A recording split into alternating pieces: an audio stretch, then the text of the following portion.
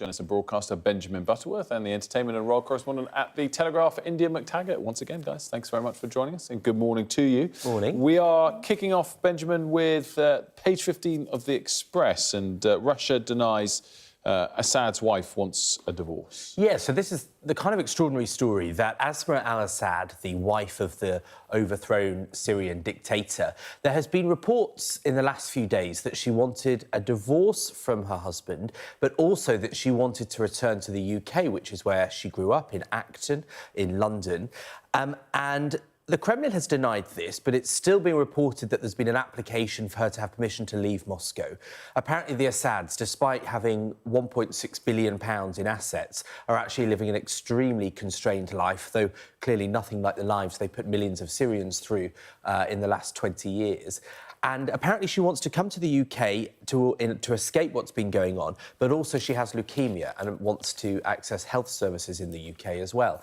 Now, the question is, she still has UK citizenship. There's a suggestion that that could be revoked. If you think about Shamima Begum, you know, she lost her citizenship because she was a cog in the evil of ISIS. Well, being Mrs. al-Assad while kids were gassed in Syria clearly meets that level of appalling behaviour. So could she have that right?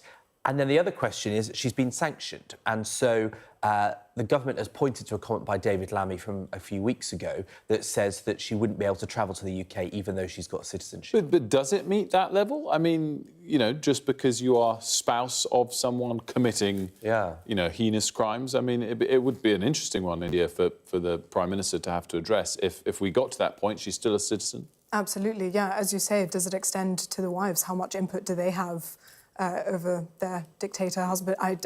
I mean, if she's specifically sanctioned, it's different. But I mean, I do think it'd be. I mean, the other one is the question for their children. I don't know if they have British citizenship or not, but they could presumably apply for it, given that their mother does. So yeah, there are 3 children, and that would be a tougher question of whether they hold any liability. I think in the case, you know, when you're married to Assad, you clearly are going to have a significant insight to what's going on. You know, she didn't divorce him as he did the most heinous crimes. You know, I saw a Sky News report that suggested 150,000 people in one graveyard. You know, she didn't divorce her husband as those things were going on, as the world was learning about those things, and yet being locked up in a sort of unpleasant situation in Moscow apparently is too far. I think there won't be much love lost. And there is a precedent now with Shamima Begum, who didn't have citizenship of another country, whereas Mrs. al-Assad does, because she's been given refuge in Russia. Yeah. And so the idea that, you know, a poor girl from London lost her citizenship for being alleged part of evil, or why should a rich woman from London not get the same treatment? Yeah, it's been a very interesting one. We'll see if it does develop more. And of course, as you said, Russia's denying that she wants to get divorced and leave. So we'll see. India, you've gone for a story that has really grabbed global attention, particularly Western attention, I guess. Blake Lively. Yes. In the last couple of days. This has really sort of exposed the dark side of Hollywood's PR underbelly, I'd say. And it's, as you say, it's really taken Hollywood by storm, it's taken the Western world by storm. And I think that was because it was such a social media phenomenon when it first happened. So both these stars, Blake Lively and Justin Baldoni, were co-stars on It Ends With Us, which is the film adaptation of the Colleen Hoover's book, It Ends With Us, about domestic violence predominantly. And Blake Lively was, at the time of the film's release, basically just decimated on social media. I mean, so many viral posts going in on how tone-deaf she was, giving the wrong kind of interviews, not talking about domestic violence in any of the interviews. Justin Baldoni took the complete opposite approach, really pushing that and coming out as the sort of better party, I'd say, in all of that. Now it's been revealed, because she is suing Justin Baldoni, all these texts exchanged between him and his crisis PR management, which is Melissa Nathan, who also worked with Johnny Depp and Drake, the rapper. It's been exposed that it was a coordinated, sort of like orchestrated attack on her reputation, and it was very intentional. And they were targeting Reddit, they were targeting Twitter, TikTok, and actually it's been revealed that she had a list of 30 demands, which you can see on the story. So, you know, don't show me porn, don't talk about your sex life, don't impose your religious beliefs on me, that she had sort of set out as, I'm not returning to filming this unless Justin accepts these conditions. So actually it's exposed really poor sort of conditions on the set with Justin, and she's now suing for sexual harassment. So it's brought all this to light. And actually one of the more extraordinary messages from Melissa says, we can bury anyone. And it's, again, speaking to this reputational hit that... It's an amazing story, this, and I do recommend people, even if this sort of area of Hollywood and the fights between stars isn't your typical cup of tea, it is extraordinarily revealing. And I do think one aspect that comes from it as well, Benjamin, is the extent to which we should believe the first story that comes out anyway, because I think everyone jumped on that bandwagon and became quite sort of anti-Blake Lively earlier in the year, and now obviously people will be rethinking that, the extent to which they jump fully on the bandwagon. The other direction remains to be seen. But it does show that there's so much spin going on behind the scenes. Yeah, I mean, the irony is this is like the plot of a Hollywood film. You know, it's the dark arts of public manipulation. Yeah. And, you know, before this film came out, I wasn't familiar with any of these stars. And then as it unravelled, that just something didn't seem right, that suddenly this woman was being relentlessly attacked. And now, you know, the lawsuit alleges that it was coordinated and intentional.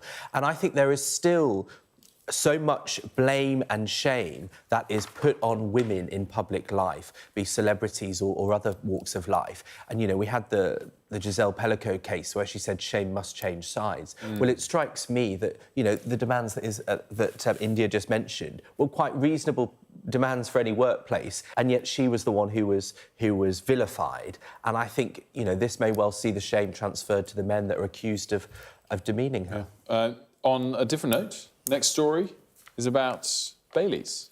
Yes, my favourite. I don't know about yours. What's your favourite tipple for Christmas? Do you have one? Wine. Wine, OK. Both colours. Not at the same time. But start with some white, move on to some red. Well, if you're in Mexico, you might think it was tequila, but apparently the most popular Christmas drink in Mexico is, in fact, Baileys. They go through 50 million bottles of it. This is quite unbelievable. Yeah, isn't it extraordinary? I mean, I don't recommend having tequila at Christmas. I think that would be a bit intense, certainly for me. I don't know what I'd do after that. But, yeah, it's become the most popular drink in Mexico. And actually... And this is your most popular Christmas day drink? Tomorrow, the one job I have is to bring the Baileys to Christmas lunch, which I will gladly do. And all through the mealtime? For me... Really? Well, even when you've got gravy and potatoes on your fork. It's just like drinking milk. I find it delicious. And apparently, it's not just Mexico. It's now one of the most popular drinks in India at Diwali because they have a very sweet tooth, just like Baileys is. So it's got this extraordinary global popularity. India, what's your tipple on Christmas Day? Champagne. Champagne. Oh, that's so classy. Yeah. I mean, I also think a little bit of, you know, this has whetted my appetite a little bit. Maybe I should start with a bit of champagne and add some Baileys with Christmas pudding. No, towards the end of the meal, and then you kind of go through the full cycle. But I agree, though. I think it's more of a dessert thing for me because it is so sweet. Yeah. I'm being told as well that hot Baileys is excellent. Is that something? Is our Baileys connoisseur? Is that something? Never done that? I've never heated it up. I tell you what, I'll do that tomorrow, and I'm back in the new year. I'll report back on. There we go. This is important. Important reporting. That'll be. We're sticking on our next story, India, with Christmas. Christmas Day lunch. Nigella's got some tips for us. She has some tips, although I'm afraid this one may have come a bit late because she says that the Christmas turkey should be left outside for a few days, several days before cooking. So I don't know if the sort of timer is... Under a skateboard? Under a skateboard, yes. This is her tip to not have it eaten by foxes, essentially. So she puts it in a pot in her garden and then covers it with her son's skateboard so that it doesn't get eaten or taken away. But she emailed this recipe to fans yesterday. Apparently there's a huge following for her brine, which is sort of cinnamon, star anise, honey, mustard seeds, sort of this concoction. I don't know if any of you guys have followed it in previous years. But... Sorry, why is the turkey outside and under a skateboard? Does she explain the benefit of this? She just said it makes it a million times better when it's being kept outside. Not only does in it the cold. tenderise and add subtle spiciness, but it makes carving the turkey much easier. Okay. Did you not know that? No, skateboards do that to me. I've not had a skateboard since I was about 10 years old, so maybe... I also don't know why a skateboard would scare the foxes away so much. That part I don't quite get. I was thinking surely they could just push it, if they smelt it, they could just push the... Yeah. Anyway, well, there we go. Yeah, one of the wackier tips. One of the wackier tips to make the accompaniment to your Baileys. as the way around that we might see it. Which one are we going on to next? Middle children from large families more likely to be... Oh, I like this. More likely to be friendly and fair. I'm a middle child. I was going to ask. You're very affable, so this would fit the theory. Well, usually we get criticised for being middle child, so it's nice to have someone have a positive spin on it. Well, I suppose you're being attacked from both sides as, exactly. as a middle kid. Yes. So there's been a massive study, 700,000 volunteers, so enough to try and get insight, and it finds that if you're the middle child, you're more cooperative, but also if you're from a bigger family, you're more likely to have better people skills, better problem solving, because I guess, especially at Christmas, right? You know, it's not Christmas without a family argument, because you have to deal with all those siblings. But there's also a suggestion, the Lisa Simpson theory, they call it, that the youngest child is often the intelligent one or the creative one because they have to try and shine after all the kids have come first. And I say that as the youngest child. Well, yeah, sure that you've probably put some spin on that. No. I don't know. I think what I just like about this is typically growing up as, oh, problem middle child, as if it's a negative. But I actually have to say, I always thought it was the best place to be, a very fortunate place to be, because the older person has kind of gone there before, you can learn off them, and you kind of don't get too much of the scrutiny as the youngest one. I think it's a good place to be. I mean, I like being the youngest because you know how to beat everyone else, right? So I remember being thrilled, like at GCSEs and things, because I knew what the target was. Whereas I think if I were older, I'd live in fear of ever, not being the best. I swear that no rules apply to the youngest child. Isn't that a thing? I'm an only child, so I don't know. But apparently that's the youngest gets away with everything. I think that's probably true. It would be in my family, but maybe not in Benjamin's. But anyway, on that note, we're out of time for this hour.